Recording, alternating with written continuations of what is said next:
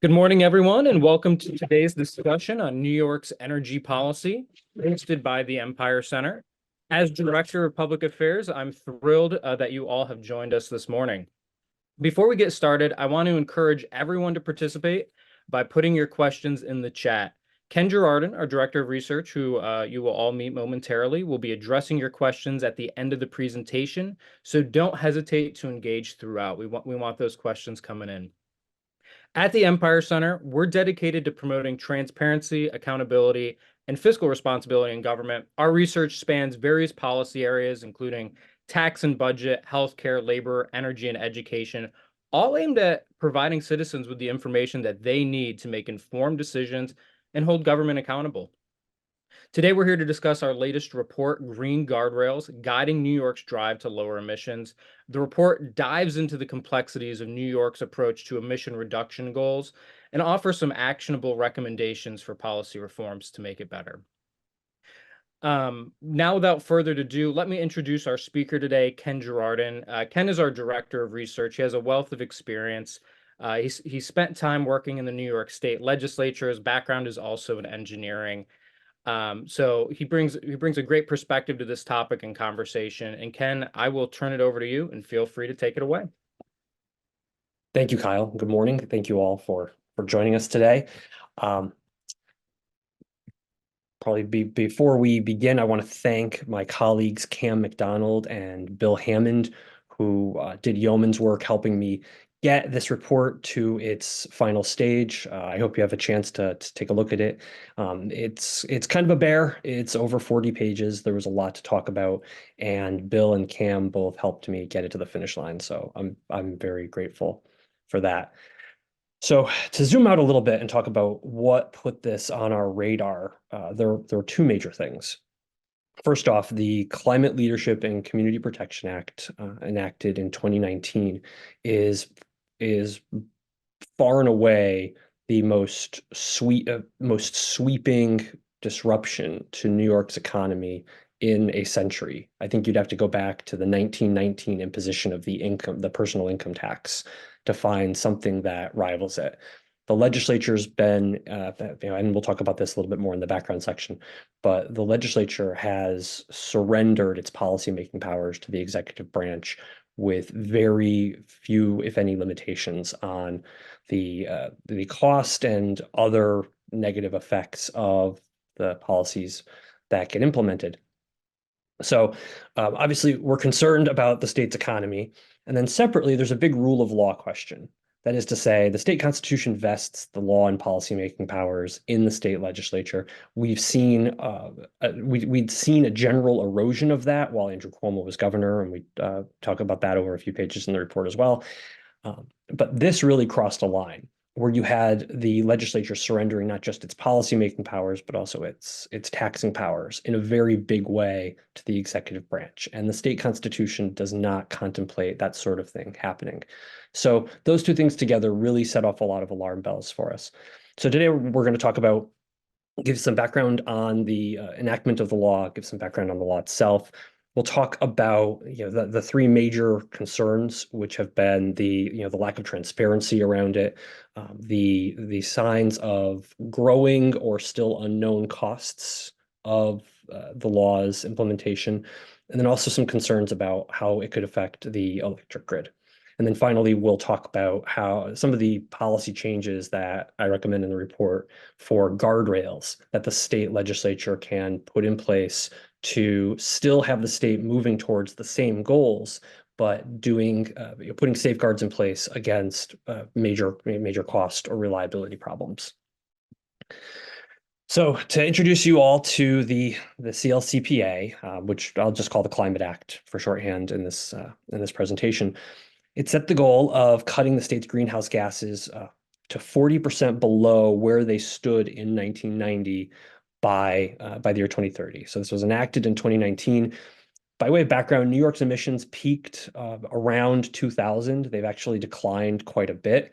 The bulk of that decline has come from natural gas displacing oil and coal in the electric generation sector. That's arguably, I still need to crunch some numbers some more, but that's arguably done more to reduce emissions in New York than any specific renewable energy program adopted since 2000 has. The legislation sets the goal of having 70% of the state's electricity come from renewables by 2030. I'll note a distinction there between the 2030 goal and the 2040 goal of having a zero emission grid, in that the state isn't saying we want 70% of our electricity to come from zero emission sources. They specifically want 70% to come from renewables, and that's primarily wind and solar by 2030.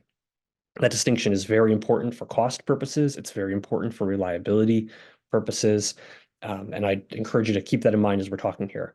And then finally, it sets the goal of having the economy get to net zero by 2050, which means almost pretty widespread elimination of any use of fossil fuels in the economy, not just in New York, but upstream from New York. A lot of these blue bars you're seeing on the right are emissions that happen in other states that are counted towards New York's total. And we can talk about that in the Q&A if anybody wants to, but that's a very big assumption, essentially, that if New York doesn't burn a unit of gas or oil, that it stays in the ground and never gets burned anywhere else. So the legislature set these goals, and then they created something called the Climate Action Council, which was 22 folks. They came together and they were charged with making a plan and deciding what policies should be used to get to these goals. This is where things like the ban on gas stoves, the ban on oil and gas furnaces, all that came into being from the Climate Action Council's recommendations, which came out in 2022. And at the end of the day, the implementation powers are given to state departments, primarily the Department of Environmental Conservation, but also to the Public Service Commission, which is supposed to be the body that is kind of in tension with everything else to safeguard the reliability and low cost of electricity and other utility services in New York. So the Climate Act reconfigured the Public Service Commission into an implementer as opposed to a watchdog. And ultimately, the Climate Act allows every state agency to take climate into consideration for anything that they do. And that's really important to keep in mind, because we have these statutory goals on the book now, and we have all these agencies empowered to consider climate however they need to, whenever they need to, if it's in pursuit of if it's in service of those goals. And that is the blank check that the legislature has turned over.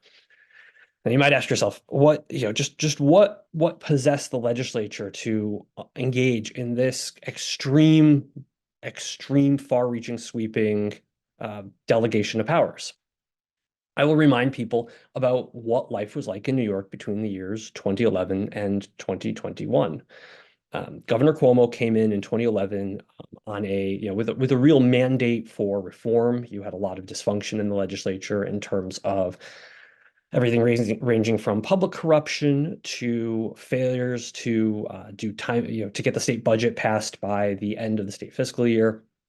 The governor radically changed that. He got the budget done. He got the budget done by the April 1 deadline the first year.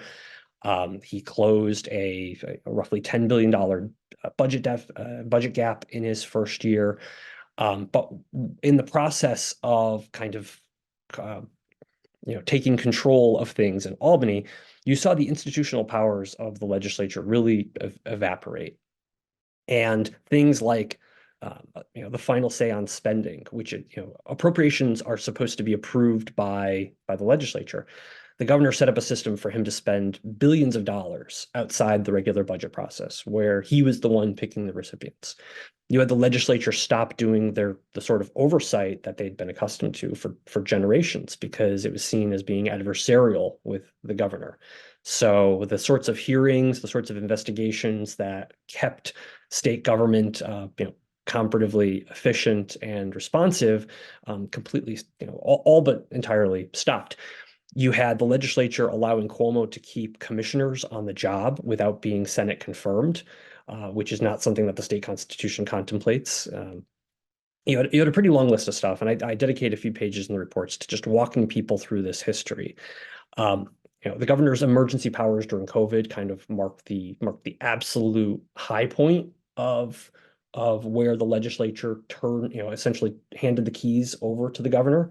But I'll note the legislature clawed those powers back, and they've clawed a few other smaller things back. But the Climate Act remains as a blank check that was given to the executive branch. Now, if we could talk about some of the emerging problems with doing stuff that way, forget the constitutional argument, just the practical concerns. Probably the biggest one is the transparency issue. That is to say, we can't see what's happening inside these state agencies that have been empowered with, that have been given license to reconfigure the economy and the electric grid simultaneously. Obviously, there's going to be cost. There's going to be huge cost. It's going to be extremely disruptive as it's currently written. But given the lack of transparency, there's a lot of uncertainty about what that cost is going to be, and we can talk about that a little more. And then finally, there are emerging signs that the state, I'd say, flashing red and yellow lights that the state on its current course is going to run into reliability problems. Now, given the lack of transparency, there's more that the state could be doing to address some of these concerns, to have open discourse and dialogue about what kinds of problems are going to be coming in the cost and reliability space. And that's why I put transparency up first. The fact that we aren't doing this through the normal legislative process. There isn't a vote happening. There aren't hearings happening. There is no accountability mechanism. We have been essentially on autopilot. From the legislature's perspective, they've been on autopilot for the past 5 years. Let's talk about transparency first. There are two studies that the legislature has required the executive branch to generate on a regular basis. One of them is called the State Energy Plan. This is something that it's supposed to be issued every 4 years. The last one was released in 2015. The State Energy Plan does a lot of things. One of them is forecast where electricity prices are going to go. We have this major change going where the state is trying to change where the electricity comes from and electrify a big chunk of the economy simultaneously without seeing what that's actually expected to cost, let alone a kind of like regional breakdown. There's also something called the reliability study that was last done in 2012. That too is supposed to be done every 4 years. And we haven't seen one of those since. So they're now 8 years overdue on the reliability study. They are now, they're now eight years overdue on the reliability study, and they are now 5 years overdue on the State Energy Plan. The state officials did a little bit of an amendment to the 2015 plan where they essentially stapled on a few pages based on the Climate Act back in 2020, but they haven't updated the multi-year projections. And that's a really important thing because our lawmakers are supposed to be crafting state policy around those projections with those in mind and looking to avoid problems down the road. But if the executive branch isn't going to show where things are headed, the legislature doesn't really have, even if they could grab the wheel, they can't see anything through the windshield. There's something called the 100% renewable energy study. This was something that the Empire Center sued to get. Governor Cuomo in 2017 announced he was going to find the fastest, the most cost-effective way to get to 100% renewables as fast as possible. The state spent about $900,000 on this study, and then they refused to release it. Now, this is really interesting because we're going in the same direction as the Climate Act is looking to take the state, but the state is concealing those findings. They are saying that in this and a lot of other cases that they can't reveal the proprietary modeling that was used to guide state policy, which is a really big problem because you have a lot of decisions that go into choosing to use particular models when you're talking about energy stuff. There's an extent to which you can influence the outcomes.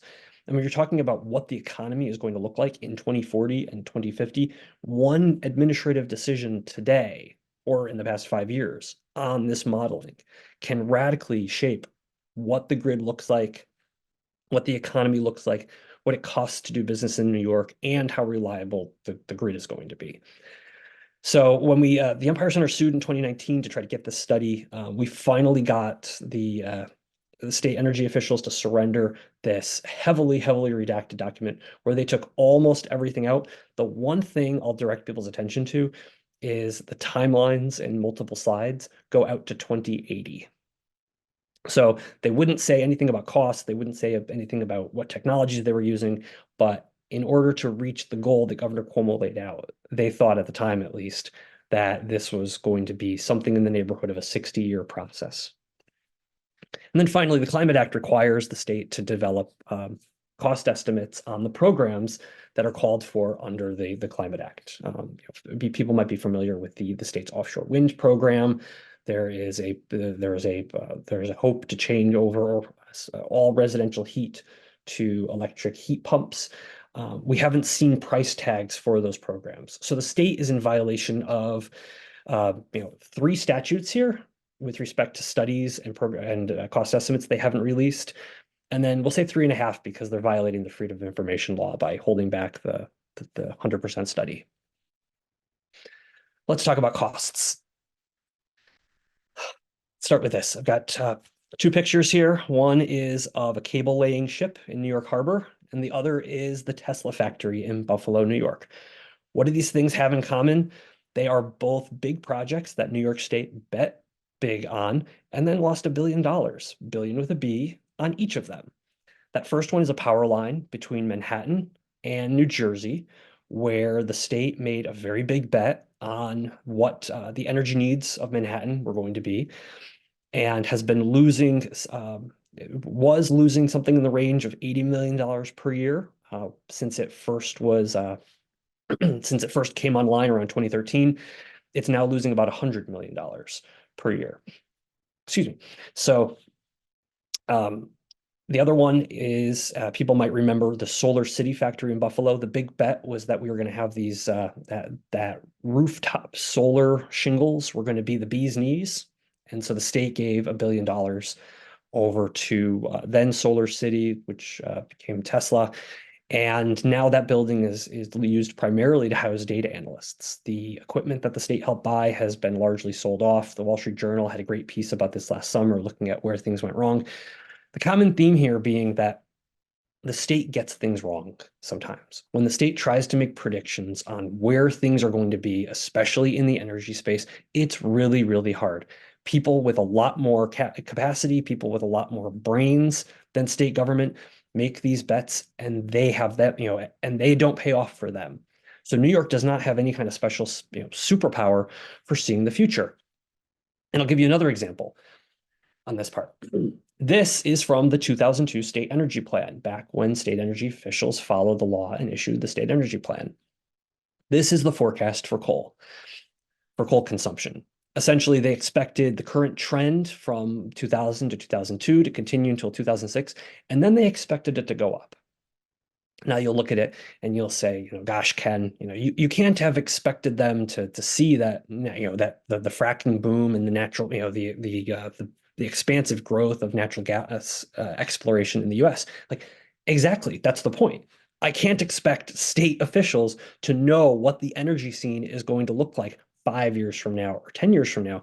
There are parts of this program where the state is putting the public on the hook for things 20, 25, 30 years into the future for particular technologies. And they are making decisions today about what they're going to ban and when, based on what they think things will cost and what technologies they think will be on the scene in future years. And they do not have the track record to back up doing those sorts of things. So while they are making the bets in state government, here are where the costs are going to manifest for ordinary New Yorkers. It starts with higher electricity costs, and that's not just a function of demand going up for electricity.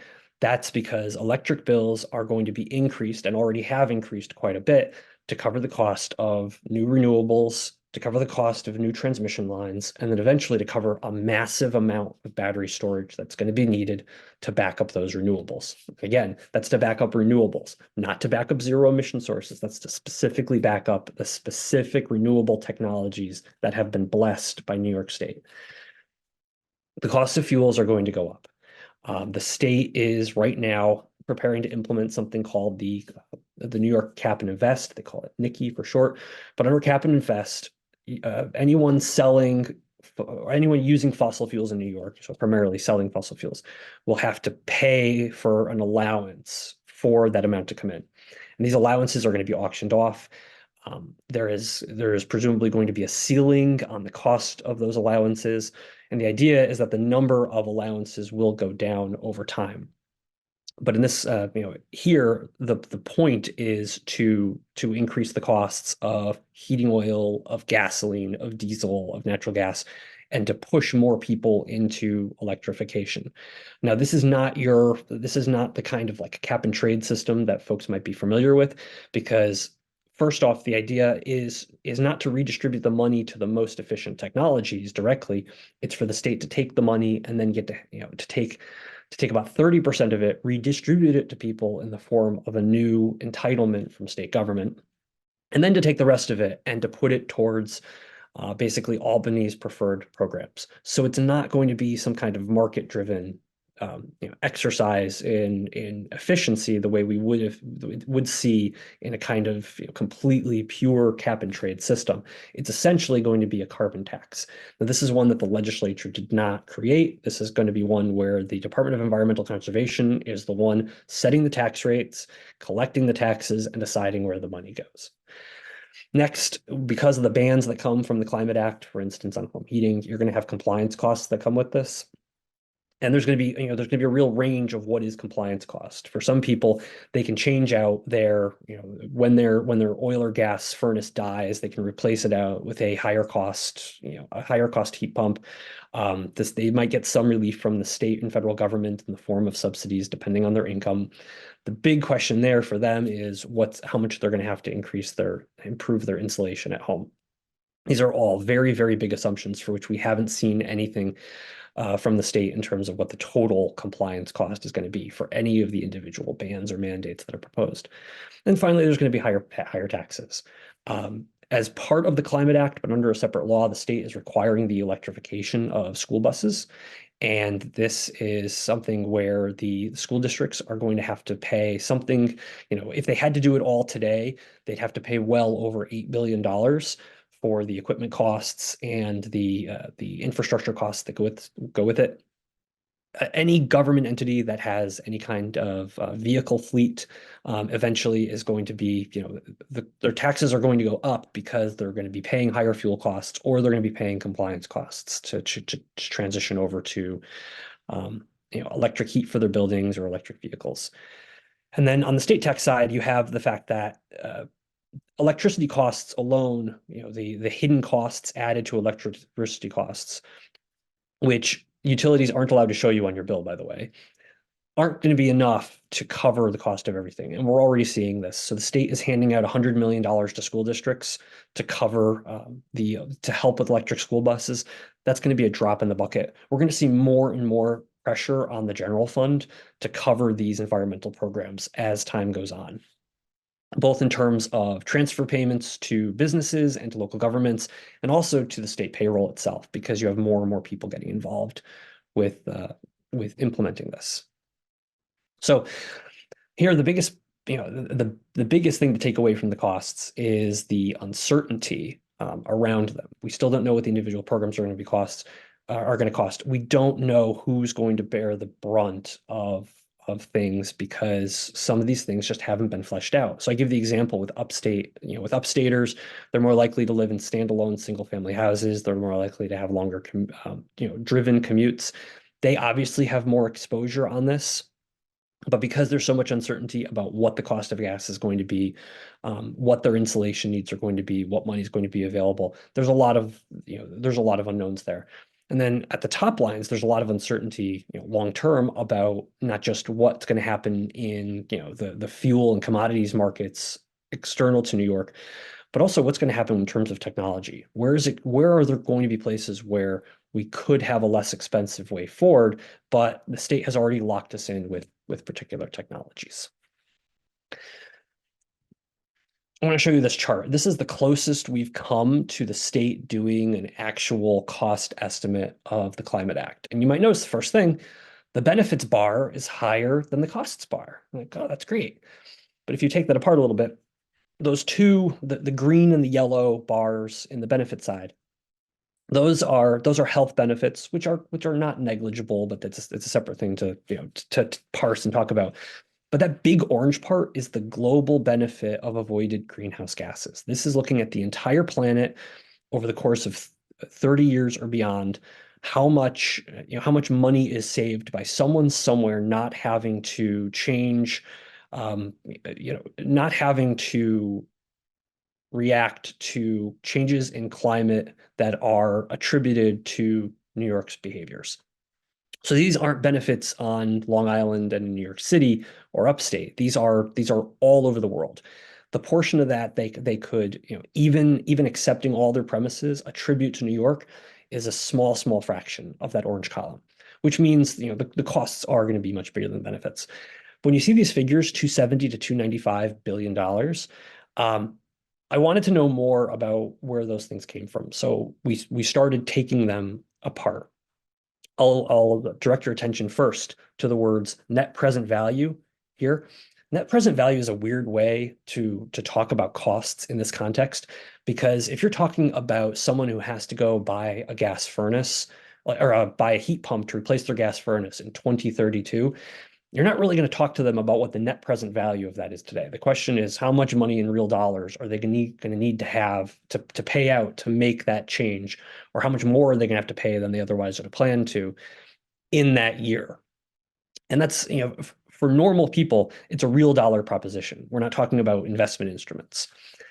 So you use net present value often in the energy world when you want to make something that's going to be big and expensive in the future look a little bit smaller. If you're discounting stuff, depending on the discount rate you're using, you can make things look a fraction of the size in terms of the cost you're going to realize in 2045 or 2050. And we've seen the state do that in other instances and slap those things in numbers in press releases and say, look here, these subsidy awards are only $1 billion, when in fact they are several $billion, but they've been made to look small using net present value. If we take apart those numbers, they are based on two numbers. $4.9 trillion in new spending. That is the total cost of a heat pump, the total amount of electricity you're going to spend for the heat pump, the total cost for the electric car. And then $4.3 trillion in avoided spending. So that is the comparative cost of having bought fuel for the gas furnace or a gas-powered vehicle. And the state banks on a difference of $600 billion.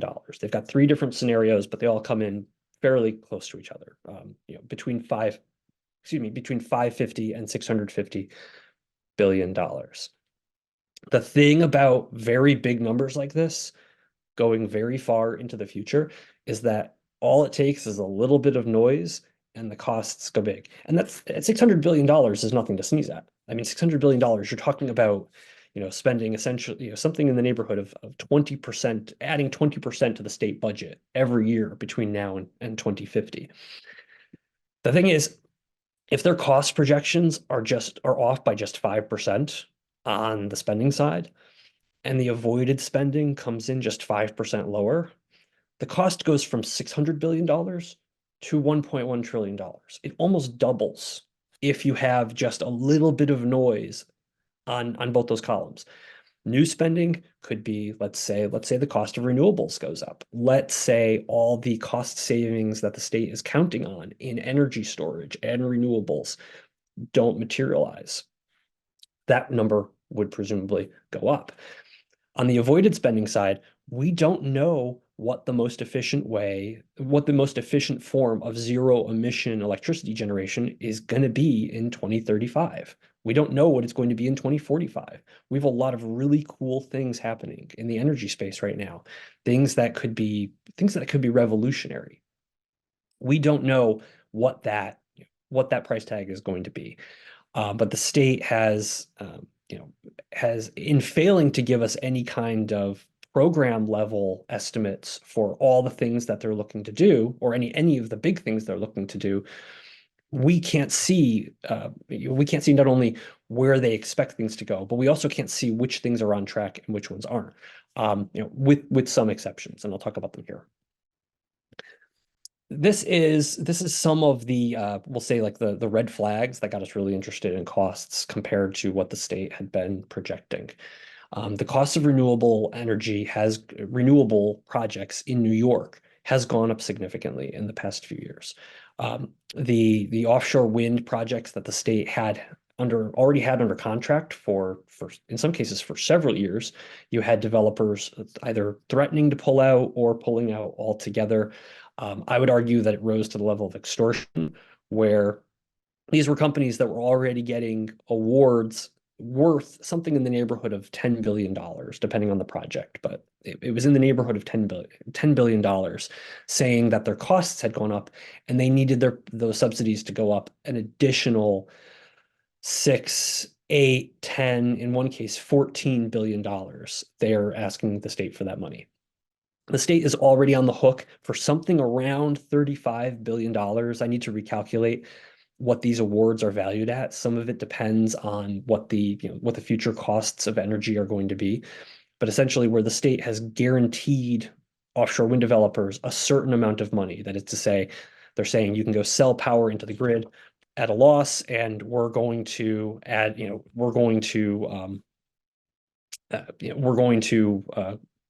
top you off to make sure you get to a certain level.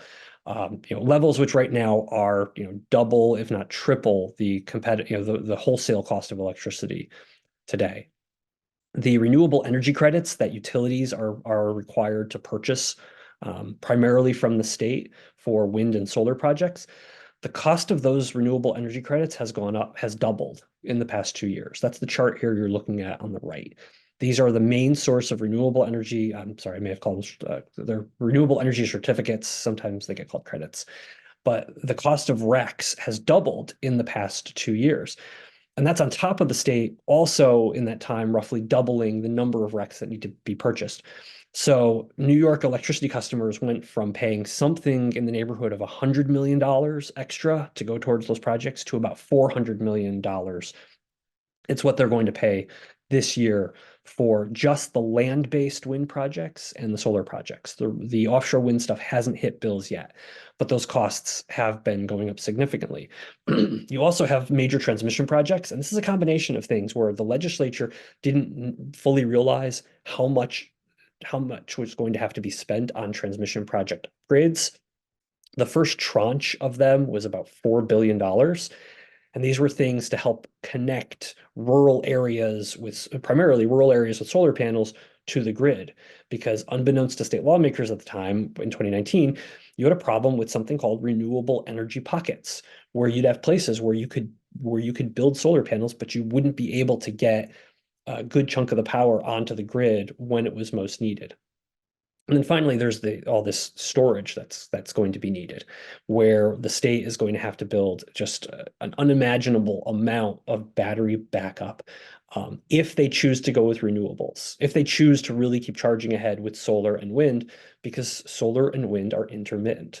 You'd need to be able to charge the batteries, not just for nighttime, not just for when the wind dies down for a few hours over the day, but to back up the grid when the Atlantic winds have what's called lulls, where they have multiple days in a row where the wind is barely blowing, and you would have to be powering Long Island and New York City off of battery backups. I jumped ahead of myself a little bit here, but one point I want to drive home to our listeners is that half the cost for offshore wind is coming from north of New York City. Half the cost for the major transmission upgrades to New York City, this is the power line under the Hudson and a second similar project, which together are something in the neighborhood of $10 billion there. Half the cost for those projects is going to come from upstate utility bills, who aren't going to recognize a benefit from having this new generation that's going to serve Long Island and New York City. That's a really big deal. I mean, I'm old enough to remember people expressing concerns about,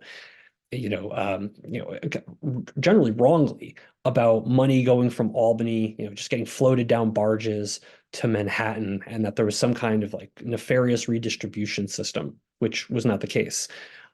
Something is happening here where upstaters are being forced to pay for something pretty significant at a time when the upstate economy has been lagging the state and the nation. We have parts of upstate that never recovered from the 2001 recession, not the 2009 recession, not the COVID recession, from the 2001 recession. And businesses that we're hoping are going to help rebuild upstate's employment numbers are going to be forced to pay for these turbines and these power lines for New York City and Long Island. And like I said earlier, the Public Service Commission has been reconfigured away from its historical mission of looking out for customers and ensuring reliability, and it's turned into an implementer. And this quote was really, really telling. This came from last summer. This was one of the PSC members saying, we have to put our hands in both pockets and other pockets because it won't be cheap, and who cares? Those last three words are not words you want to hear from the people who are, at least according to the Climate Act language, the only thing standing between New Yorkers and major affordability problems with electricity. All right, I apologize. I'm running a little long here on the cost part, but it is a really big deal. Let's talk about reliability for a minute. One of the remarkable things about what New York is doing is this attempt to not only electrify the economy, but also to reconfigure the electric grid at the same time. There's a big electrification push underway in Quebec, but they already get about 90% of their electricity from hydroelectric power. So it's not a really big deal for them to be trying to decarbonize their economy because they already have that scaffolding on which to build it. Now, for my next video here, I'd like to show you this is an ultra high quality representation of how the electric grid works. You'll see I used AI and I queried New York's army of green energy consultants to make sure I really captured the finer points here. No, this is actually a screenshot from the 1990s computer game SimCity 2000, but it captures neatly what a lot of policymakers seem to think the electric grid is. That is to say, the power plants get built and then the power lines get built and then people just live along it and they are happy. The reality is our electric grid is extremely complicated and it evolved organically over a century from power plants being built where they were needed, from companies putting in, taking risk, putting in capital and making careful decisions about risk and consumer demand and technologies on the horizon.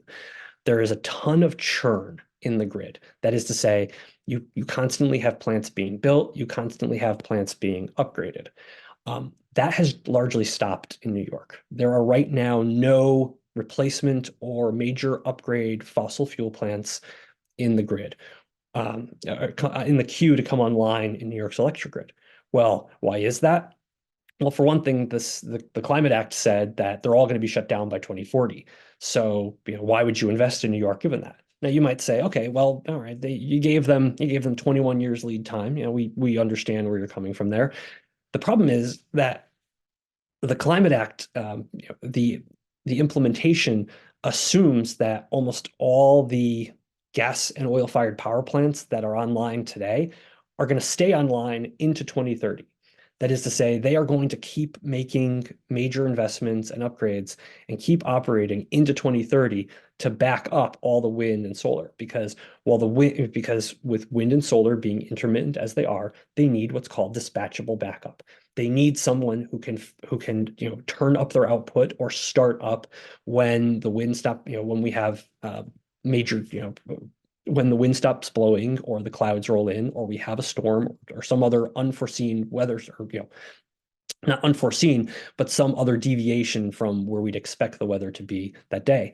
This is a snapshot of the grid from last night. This is the wholesale electricity market in New York. This is a picture from the New York Independent System Operator. They are the ones who oversee the market and they make sure that there's enough electricity to go around. And what you'll see, this is a fairly typical outcome. You see, depending on the time of day, the orange and red and blue lines at the top, those are natural gas plants and those are hydroelectric plants, turning up or turning down depending on what consumer demand was. Then you have a yellow line in the middle. That's nuclear power. That's power from the state's nuclear plants outside Rochester and Syracuse. It's a nice level like base load. And then you've got this dark yellow line here. This is the output from the wind turbines. At this point here, they were near a record high for output. They were up near a record high, which is great. I mean, we've spent all this money on the wind turbines we have so far. That's wonderful. The stinky thing is over a matter of hours, that output even as people were waking up and demand was going up, when we needed it to be going up here with the dispatchable resources, it was going down. This is a common occurrence. This is just from yesterday. I didn't cherry pick this. But what you'll often see is the equivalent of an entire nuclear reactor basically switching off the grid as winds die down. The difference here, when the wind got down to zero around noon yesterday, when the wind got down near zero, compared to the peak, that was the equivalent of taking Indian Point off the electric grid in New York. And that's the intermittent nature of the renewables that are being relied on. So there needs to be there has not been adequate thought about just what level of dynamic power generation is needed to keep the lights on, or just, generally speaking, how complex that challenge is. I highlight in the report a specific episode that the legislature can learn a great deal from. This was when the state tried to curb ozone emissions from something known as peaker plants. Peaker plants are plants that they fire up when demand is at its highest. They're not necessarily, they're often older plants. They're not the most economical, but they're built to fire up when demand for electricity is the highest. Think about New York City on a 90-degree day. Everybody's got their air conditioning going. Peaker plants are needed not just because the electricity is needed in the aggregate, but often because when you have everyone firing up their air conditioning at once, you don't necessarily have the transmission lines necessary to bring power from Western New York all the way down to New York City. You often have to generate electricity where it's needed. That's a point that's been heavily glossed over by folks working here. The state wanted to curb emissions, and they promulgated regulations in 2019. And what ultimately happened was the state grid operator, the NISO, looked at it and said, if you do this, we are not going to have enough electricity in New York City to reliably keep the lights on a warm day in 2025. That's because it's not just about the SimCity model of I build a power plant, I build the power lines, and that's it. You have to build the grid so that if those power lines get struck by lightning, or if there's a mechanical problem at one of those plants, or if the neighboring grid has some kind of catastrophic event, which is what happened in 2003 and caused the Northeast blackout. That wasn't a New York thing, that was an Ohio thing. These are all things that the grids are built around. And so the NISO looked at this and said, we're not going to have an adequate margin to keep the lights on. And they went out there and they said, we know you want to do these environmental controls. They make sense because, you're concerned about, you're concerned about smog and air quality. And they went out there and they tried to get alternatives. They tried to get transmission alternatives where someone would build more power lines. They tried to do an energy storage solution where you'd put batteries in place in the city as an alternative to as an alternative to those peaker plants, because to a certain point electricity is electricity. They couldn't do either of those things, and what they ended up having to do, this was a regulation to go and restrict 10% of the power plants in New York, roughly. That began in 2019. Some of those plants are going to have to remain on until 2027, 8 years later, because what it showed was that the state cannot predict who is, how businesses or how power plants are going to react when new restrictions come into place. Because some of the peakers saw the regulations and they said, okay, we'll do some upgrades. A bunch of other ones said, no, it's not worth it. We're just going to close down entirely. The state had no way of seeing what was going to happen. They had no visibility into that sector. And frankly, they didn't have adequate experience to be making major assumptions about what was going to be happening in that sector. So that whole episode is something that can teach, and I went into detail on this in the report, and there's a lot to be learned here. So if I could talk really quickly just through some of we'll say the red flags that I saw in some of the Climate Act implementation stuff. First off, they seem very optimistic about how much electricity the renewables that are coming online in the next few years are going to generate. The assumptions they make about the output that's going to come from wind turbines, essentially the percentage of the time they're going to be generating power, are very optimistic, and they're way higher than what the grid looks like right now. The problem, if you overestimate the output from your renewables, it means you need a lot more battery storage. If you need a lot more battery storage, not only does it drive up your costs, but you also run into challenges with getting the things sited. Like I said before, they're making assumptions about the oil and gas plants staying online but barely running in 2030 to back up plants. As we saw with the peakers, they can't make assumptions about how individual businesses are going to respond to specifically to these, to this 20, the 2040 target. Um, the states separately, and I talk about this in the report, has prevented a couple of major projects that would have upgraded or expanded power plants with more natural gas use in New York. And that has disrupted things because now we're, as the fleet of power plants that they are going to be counting on in 2030 get older and start retiring, we're risking seeing mismatches in areas on very hot days where the state's going to be the state risks being short electricity because these plants led the market. And finally, there just hasn't been enough attention to electrifying, to getting folks reliant on electricity for both heat and transportation, given the age of parts of the grid. There are parts of the grid that are roughly 100 years old. There are overloads that happen in remote parts of the grid. It's not a super common thing, but it's a thing that happens. And there doesn't seem to have been enough thought from the state government level about what full implementation of all of this looks like. All right, let's skip that.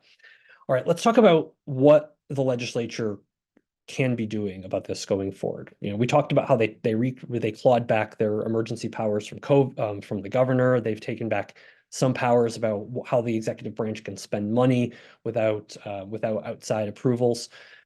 But the first thing that lawmakers should do is make the state follow the law. We have laws. They say there shall be a state energy plan. There shall be a reliability study. Both those things need to get done. The cost estimates that were supposed to be done under the Climate Act, those need to get done. There should be no argument about that. The law says it should be happening. The biggest thing they could do at the right now to really take back their legislative prerogative here would be to beef up the State Administrative Procedure Act. The SAPA, all 50 states have some kind of SAPA. New York's was created in 1975, and SAPA is the process by which state agencies make rules. Now, New York's was written around the idea of kind of making the process more orderly, more public input, more public notice. Other state SAPAs do more to prevent policymaking by the executive branch. They make sure they require, in some cases, if the cost of implementing a regulation is going to be over a certain amount of money, they require the legislature to vote to approve it because they didn't pass a law to that effect in the first place. So he gave examples in the report of states where we should look at the SAPA and say, perhaps if there's a regulation that's going to cost more than $100 million over 5 years, here are the things the agency needs to say about what it's going to cost, your typical person affected by it, what the most is that it could be that it costs somebody, and and then let the legislature vote up or down if that number in the aggregate comes up over $100 million over 5 years. The state should also reclaim its taxing powers. Right now, the Public Service Commission gets to tax utility customers. The Department of Environmental Conservation is going to be taxing anyone using fossil fuels through the Cap and Invest program. These are things that the legislature should be doing. The legislature should be the one deciding what the tax rates are. The legislature should be the one deciding where the money goes. They need to reclaim those powers. They shouldn't be letting two agencies that were not built to do either of these things not only do something that's outside their forte, but also do something that is the legislature's role under our constitutional system. Those all focus on what the legislature could be doing for itself as an institution, what they should be doing now to respond to the concerns that I'm starting to see. And by the way, that was not an exhaustive list. Those were things that I'm seeing. You're talking about, a complete retrofit of the state economy and the grid. There are lots of other problems there I couldn't fit into a 1-hour webinar. But the first and foremost needs to be blocking the offshore wind extortion. If we had a local mayor doing competitive bidding for construction projects, and then when there were cost overruns, just by him or herself going and saying like, hey, I'm going to pony over an extra $8 million with an M, they'd get in big trouble for that. They'd be in trouble for doing that outside the normal legislative process. We're doing it now in billions of dollars with these hand-picked wind developers who deserve a lot more, legislative scrutiny in terms of not just what their costs are, but also how they were selected. The state should be requiring the grid operator, the NISO, to sign off on anything that's going to radically or anything that's going to broadly regulate the electric sector in terms of emissions. As we saw with the peaker plant, it's really important to have that safety there, because the best intentioned environmental changes could weaken or threaten the reliability of the electric grid. Generally speaking, the state needs to basically stop pursuing renewables for the state of renewables. Any state policy that is that requires a level of renewables or supports a level of renewables should be swapped out with the word zero emission. If you want, and this could mean biogas, this could mean hydroelectric power. This could mean, hydroelectric power largely doesn't qualify for state subsidies right now. That's a whole separate thing we can get into in the Q&A. And nuclear power, biogas, hydro, and nuclear. Those are all things that should be competing with solar and wind. In a lot of cases, they're more dependable because they're not intermittent sources. The costs are different. We have neighboring states. There's a project in New Jersey underway to potentially build a new nuclear plant that we could benefit from. There's a proposal in Connecticut to build a new nuclear plant at Millstone, which is already connected to the Long Island grid, connection that could be at pretty low cost expanded. There's a mothballed nuclear plant about 2.5 hours outside Plattsburgh in Quebec that could be part of this. These are all alternatives. If we go and pick specific technologies, we are guaranteeing that the costs and the outcomes are not going to be optimal. And then finally, it bears repeating that the state has really slammed the door on allowing any kind of marginal reductions in emissions that involve fossil fuels. That is to say, they've been very hostile to the idea of shifting folks over from fuel oil for home heating over to natural gas. They've been hostile to any kind of natural gas infrastructure. I make the point in the report that there is a coal power plant in New Hampshire that is staying open, chiefly because of New York's blockade of new pipeline infrastructure coming across the state.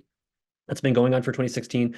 Every winter that plant has fired up to keep the lights on in New England, when the power plants in New England couldn't get enough natural gas, all of those emissions are emissions that were preventable if New York had just allowed, had just gone back to where the Obama administration was about looking at natural gas as a bridge fuel. But just generally speaking, the state should not let the perfect be the enemy of the good when they are looking in at least over the next 10 years or so, looking for marginal reductions in emissions. So with that, thank you all for your patience. Let's get through here. We got some questions. Yes, this will be posted later. Got some questions going on to, I got a question here about heat pumps. Now, heat pumps, to explain how those work, if you can imagine making your refrigerator kind of inside out, like your refrigerator blows off heat off its coils to make cold on the inside.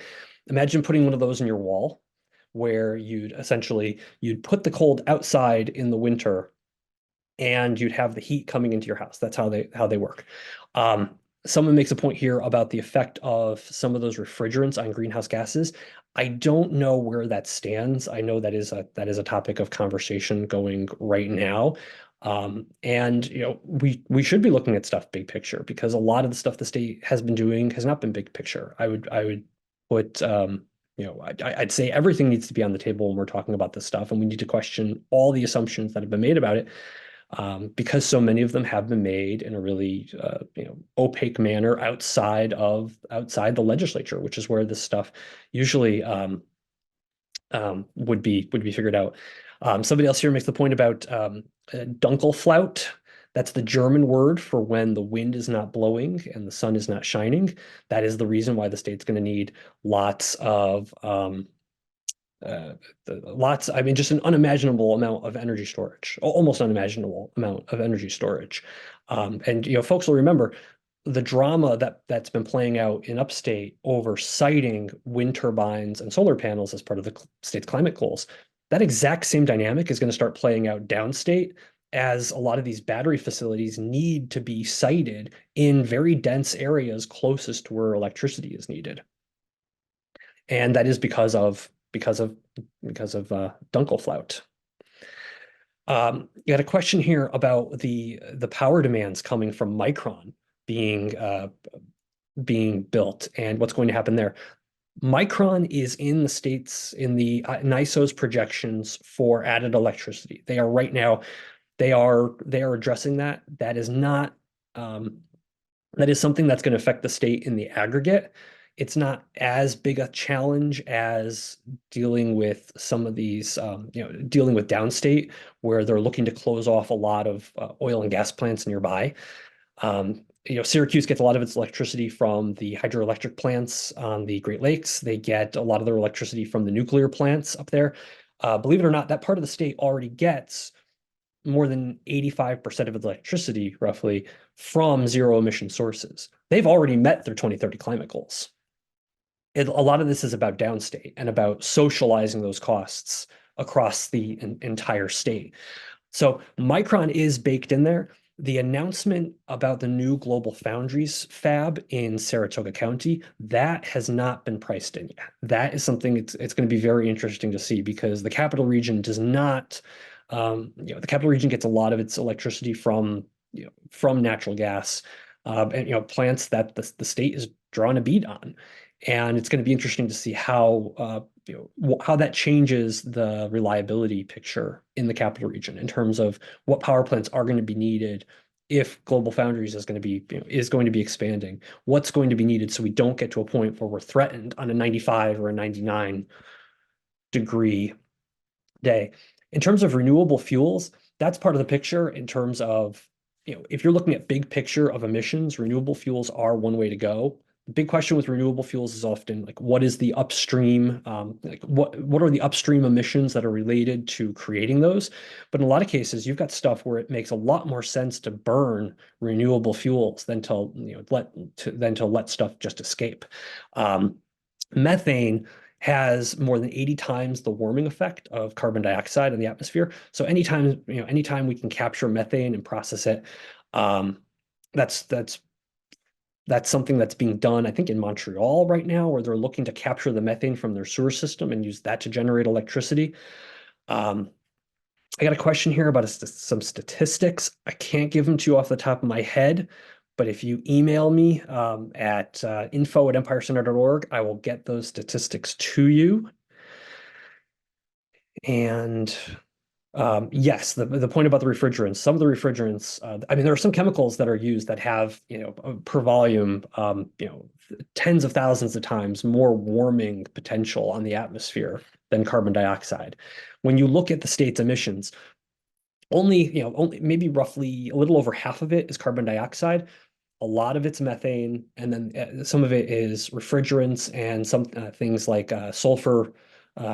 Sulfur hexafluoride is another one. That's a chemical. It's not widely used, but it has such an effect on emissions that its use is being measured. You got a question here related to what's going on at the DEC. They are more than 2 months overdue on implementing some of the Climate Act regulations that they were supposed to put out. And I can't help but notice that Governor Hochul has been talking a lot about affordability and concerns about what's going to happen, particularly when we apply cap and invest, and everyone's fuel prices to drive and to heat and to cook and for businesses to operate go up.